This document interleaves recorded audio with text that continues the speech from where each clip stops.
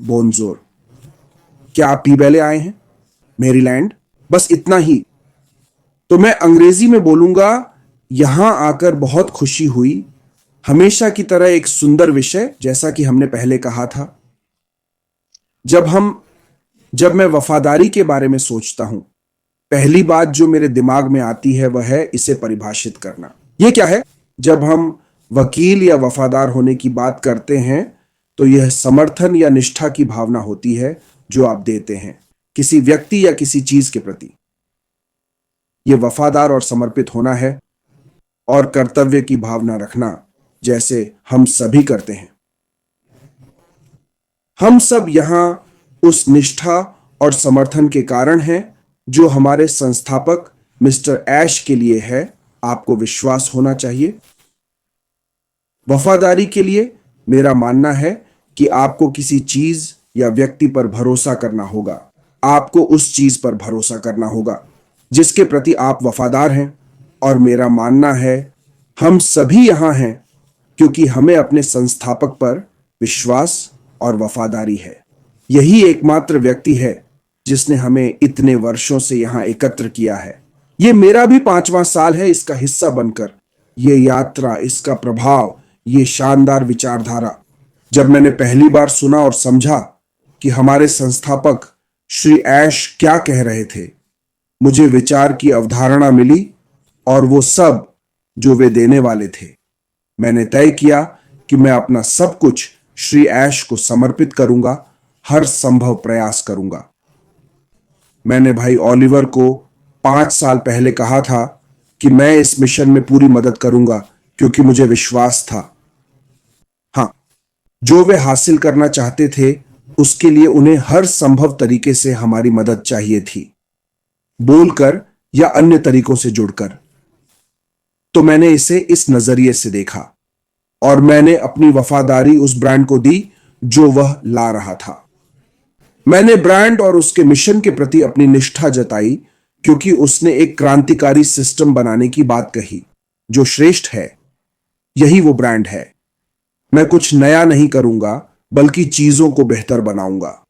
मेरा ब्रांड सबसे उत्कृष्ट सिस्टम से भी बेहतर होगा। उत्पाद श्रेष्ठ होंगे। यह ब्रांड और सिस्टम सबसे उन्नत होगा। और हां, जानकारी, आपकी सारी जानकारी सुरक्षित रहेगी। मैं बचाऊंगा, मैं आपकी जानकारी नहीं बेचूंगा। तो इस ब्रांड के प्रति मेरी वफादारी, ये वो ब्रांड है जो हमारे संस्थापक ला रहे हैं। मैंने उन्हें वचन दिया और जीवन भर निभाऊंगा। लेकिन मेरा सबसे महत्वपूर्ण स्थान था पाठ्यक्रम के लिए, और यही बात मुझे आकर्षित कर गई। और मुझे लगता है कि हम सभी जो यहां हैं, हम इसे बार बार सुनते हैं, दुनिया भर में कई बार। पाठ्यक्रम, हमारे संस्थापक का मिशन। उन्होंने कहा कि उनका मुख्य मिशन था मानवता को ऊपर उठाना, इस दुनिया को बेहतर बनाना। और मैं इस दुनिया को बेहतर जगह बनाऊंगा। मैं सबका जीवन नहीं बदलूंगा, पर एक व्यक्ति की दुनिया बदलने की कोशिश करूंगा। फिर उन्होंने कहा, मैं काम करूंगा। अगर आप हम सभी 45 मिलियन लोगों में यह दोहरा सके तो हम दुनिया को बेहतर बना सकते हैं। इसलिए मेरी निष्ठा ब्रांड के प्रति है और फैरो के मिशन के प्रति, जो है मानवता और मेरे जैसों का उत्थान करना। आप जानते हैं, हम में से जो बस चाहते हैं, मैं हूं। मुझे लगता है हम सब यहां अपने पिता, कंपनी, विचार और विचारधारा के लिए हैं। हम जो यहां इकट्ठे हैं उन्हें सुनते और समर्थन करते हैं क्योंकि हम उनकी सहायता प्रणाली हैं। हमारा विश्वास और वफादारी ही उन्हें हर सुबह शक्ति देती है। और उन्होंने हमें यह बताया है। मैंने आपकी कहानियां सुनी हैं। मैं आपको व्यक्तिगत रूप से जानता हूं। मैं आपको निराश नहीं करूंगा। तो उन्होंने भी हमें अपनी वफादारी दी है। मैं उन्हें अपनी वफादारी देता हूं, वह मुझे अपनी वफादारी देते हैं। वह कहते हैं वह मेरी कहानी व्यक्तिगत रूप से जानते हैं। वह आपकी कहानी भी जानते हैं और आपको निराश नहीं करेंगे। तो हम जो संस्थापक श्री आर्क का समर्थन करते हैं, जिन्हें हमने प्यार और समर्थन दिया है, मैं नीति वचन से उद्धृत करूंगा। आज मैं बाइबल से प्रेरित हूं। मैं इन दिनों बहुत प्रेरित हुआ हूं। जैसा कि हम कह रहे हैं, आइए संस्थापक, परिवार और टीम के लिए प्रार्थना करें। नीति वचन कहता है, प्रेम और विश्वास को कभी ना छोड़ें। उन्हें अपने गले में बांधें। उन्हें अपने दिल की पट्टिका पर लिखें। वो कह रहे हैं कि हम सभी के लिए जो आर्क मुफाला में विश्वास करते हैं, उनका समर्थन करते हैं, उनके प्रति वफादार हैं, हमारा प्यार और वफादारी बनी रहे। ये हमेशा बनी रहे, क्योंकि यही प्यार और वफादारी जो हम अपने संस्थापक श्री आर्क को देते हैं उन्हें शक्ति देती है। यही उनकी ताकत का स्रोत है। इसी से वो हमारे लिए लड़ते रहने की शक्ति पाते हैं। हमें इस प्यार और वफादारी को अपने गले में पहनना चाहिए, ताकि हम याद रखें कि उन्हें इसकी जरूरत है, उन्हें इसकी जरूरत है, उन्हें हमारी जरूरत है, और इसे अपने दिल में लिखें। जब ये दिल में रहता है तो हमेशा रहता है। आर्क मुफाला ने कहा है, हमारे और दुनिया के लोगों के प्रति अपनी वफादारी के कारण वो कभी हार नहीं मानेंगे। मैं यह करूंगा या मर जाऊंगा, ये लोगों के प्रति प्यार और वफादारी के वचन हैं। मैं यह करूंगा या मर जाऊंगा, क्योंकि मेरा मिशन मानवता का उत्थान करना, दुनिया को बेहतर बनाना है। और एक समय आएगा जब हमारे संस्थापक आर्क मुफाला खड़े होकर तीमुथियुस की किताब के शब्द बोलेंगे, मैंने अच्छी लड़ाई लड़ी है, मैंने दौड़ पूरी कर ली है, और मैंने विश्वास बनाए रखा है। और हम जो आर्क मुफाला के साथ खड़े रहे, हम भी उनकी तरह ये शब्द दोहराएंगे, मैंने आर्क मुफाला के साथ अच्छी लड़ाई लड़ी, क्योंकि मुझे उन पर भरोसा था और मैं उनके प्रति वफादार था। मैंने आर्क मुफाला के साथ दौड़ पूरी की, क्योंकि मुझे उन पर विश्वास था और मैंने अपना ईमान बनाए रखा। मुझे उन पर विश्वास था, मुझे उन पर पूरा भरोसा था। वफादारी, वफादारी, वफादारी ही सब कुछ है। धन्यवाद। अब आपकी बारी, बहन मासिम।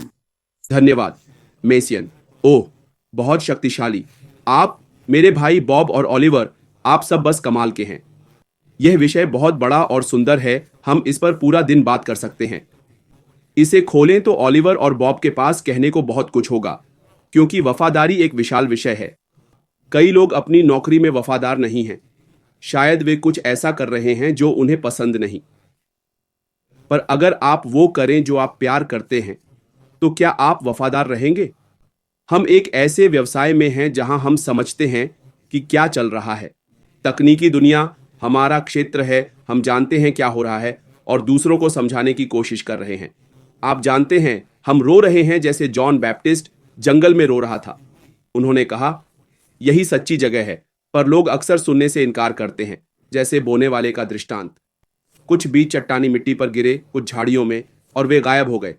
केवल वे बीज जो उपजाऊ भूमि पर गिरते हैं। उपजाऊ जमीन वे हैं जो इसे देखते, विश्वास करते और वफादार बनते हैं। तो असली वफादारी क्या है?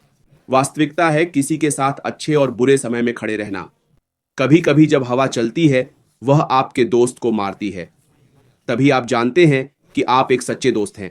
जब सब ठीक हो, मेरे दादा कहते थे, सच्चे दोस्त मुसीबत में पहचाने जाते हैं। जब मुश्किल आए, तब पता चलता है कौन आपको फोन करके पूछता है। तो चिंता मत करो, हम जानते हैं, हम आपके लिए प्रार्थना करेंगे, यहां तक कि वो समर्थन भी दें। भौतिक नहीं, बस साथ रहना। पर जब जश्न मनाने का वक्त आता है तो समय नहीं होता। आप उन्हें तब जानेंगे जब कुछ होगा। तभी आप जानते हैं कि आप सच्चे दोस्त हैं। और हम इस कंपनी में उसी पल में हैं जहां आप देख सकते हैं कि कौन ऊपर उठ रहा है। जिन्होंने वो संदेश सच में समझा जो श्री अश्मो फराह ने कहा, मैं इसी के लिए पैदा हुआ था, मैं इसी वजह से पैदा हुआ।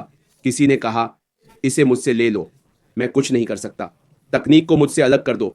श्री अश्मो फराह ने कहा, मेरा दुनिया में कोई काम नहीं, मैं बनाने के लिए पैदा हुआ।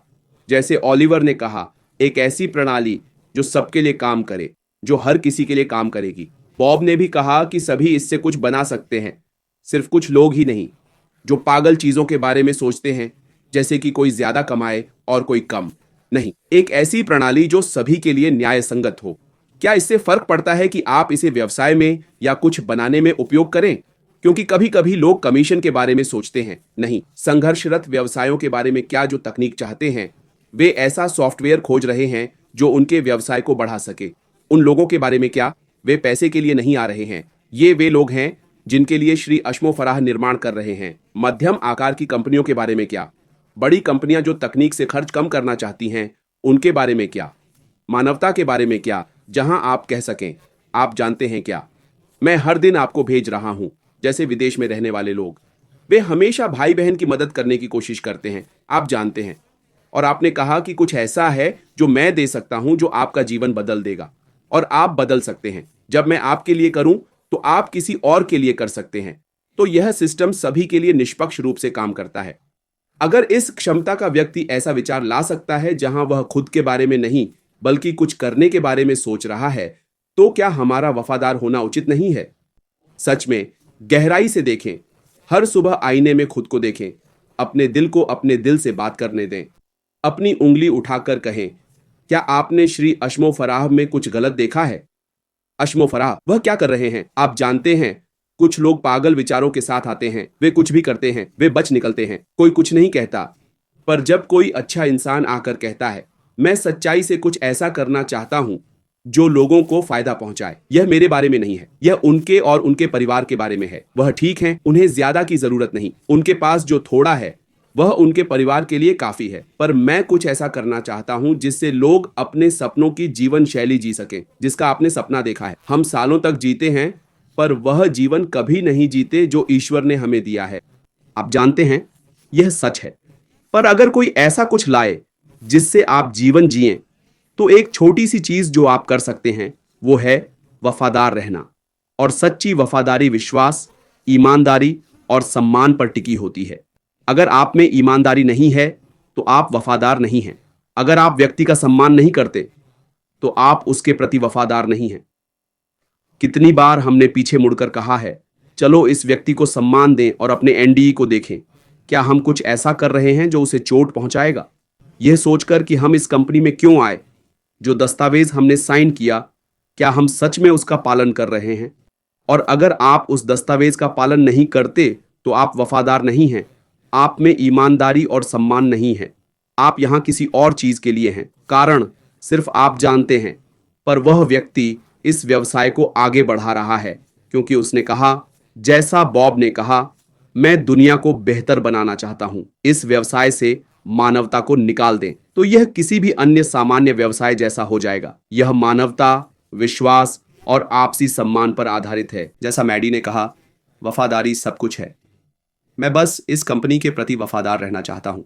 मैं इस कोर्स से जुड़ा रहना और इसे सफल होते देखना चाहता हूं, बस यही। और इसीलिए मैं यहाँ हूं क्योंकि मिस्टर ऐश मुफारा अपने कोर्स के प्रति वफादार और सच्चे हैं। और क्योंकि वो सच्चे हैं, मैं भी अंत तक वफादार रहूंगा। बस इतना ही। शुक्रिया मेसिन।